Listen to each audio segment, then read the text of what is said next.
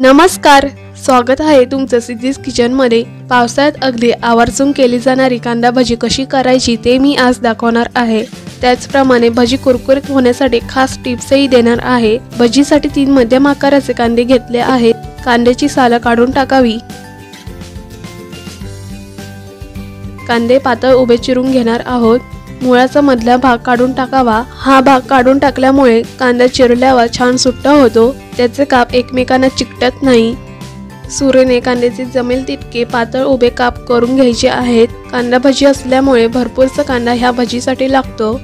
कांद्याचे काप असे सुट्टे झाले आहेत। यामध्ये चवीपुरता मीठ, पाव चमचा हळद, आवडीनुसार बेडकी मिरचीचा तिखट घातला आहे। 1 चमचा ओवा हातावर चोळून घेतला आहे, म्हणजे त्याचा स्वाद भजीमध्ये छान उतरतो।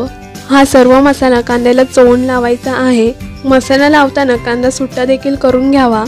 कांदा असा पूर्णपणे सुट्टा झाल्यावरच तो भजीमध्ये छान कुरकुरीत तळला जातो, त्यामुळे हाताने शक्यतो कांदा सुट्टा करून घ्यावा। तिखट मीठ चोळून लावल्यामुळे कांद्याला पाणी सुटायला देखील मदत होते। कांदा असा बऱ्यापैकी सुट्टा करून झालेला आहे। आता झाकण ठेवून खूप जास्त नाही, 5 ते 7 मिनिटांसाठी ठेवून द्यावं। खूप जास्त वेळ देखील ठेवू नका, कांदा मऊ पडू शकतो। 5 मिनिटांनंतर पाणी सुटून कांदा बऱ्यापैकी ओलसर होतो। कधी कधी जास्त देखील पाणी सुटतं। पाणी सुटलं नाही की कांदा असं थोडासा ओलसर नक्कीच होतो। यामध्ये मावेल तेवढं बेसन पीठ घालावं। बेसन पीठ एकदमच न घालता थोडं थोडं घालत जावं। मी सुरुवातीला अर्धा कप बेसन घातलंय। विकतचं बेसन किंवा हरभरा डाळ दळून तयार केलेलं बेसन कोणतेही घेऊ शकता। फक्त खूप जुनं बेसन भजीसाठी वापरू नका। कांद्यामध्ये बेसन असं व्यवस्थित मिक्स करून घेतलंय। अजूनही कांदा असा भरपूर दिसतोय। आणखी बेसन पीठ यामध्ये मावेल। पाव कप बेसन पीठ वाढवलंय। यामध्ये खूप नाही, अगदी 1-2 चमचे पाणी घालावं। बेसन पीठ खूप कोरडं नाही राहिलं पाहिजे। यामध्ये 1 चमचा तांदळाचं पीठ देखील घालू शकता, पण तांदळाचं पीठ घालावंच असं नाही। फक्त बेसन पिठात देखील कुरकुरीत भजी होतात। आवडीनुसार मिरचीचे तिरके काप करून यामध्ये घातले आहेत। पाणी खूप जास्त झालं असलं की पिठाचा गिचका होऊन तळल्यानंतर भजी मऊ पडतात, त्यामुळे पाणी खूप जास्त वाढवू नका। अगदी बेसन पीठ ओलसर होईल इतपतच पाणी घालावं। कांदा असा सुट्टा दिसला पाहिजे।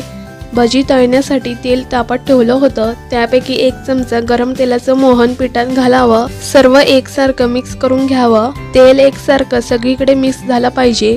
भजीचं हे पीठ असं खूप घट्ट नाही, खूप पातळही नाही, अगदी थोडंसं ओलसर पाहिजे। कांदा सुट्टा राहील अशा पद्धतीने भजी तेलात सोडायचे आहेत। पीठ खूप दाबून घेऊ नका। अशा पद्धतीने हलक्या हाताने भजी तेलात सोडायचे आहेत। महत्त्वाचे म्हणजे कांदा भजी कुरकुरीत होण्यासाठी मध्यम ते मंद आचेवरच तळायची आहेत। इतर भजींप्रमाणे मोठ्या आचेवर जर ह्या भजी तळल्या तर कांदा लगेच लाल होऊन भजी मऊ होतात, त्यामुळे गॅसची फ्लेम कमी ठेवावी।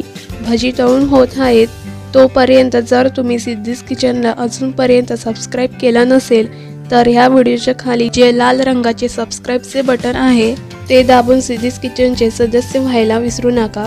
भजी अशा खरपूस रंगावर तळून काढावी। तुम्हाला या कुरकुरीत कांदा भजी आणि त्यासोबत दिलेले टिप्स कशा वाटल्या हे आम्हाला कमेंट करून नक्कीच कळवा। व्हिडिओ आवडला असेल तर व्हिडिओला लाईक करा आणि जास्तीत जास्त लोकांना शेअर करा। लवकरच भेटू अशाच एखाद्या नवीन रेसिपी सोबत।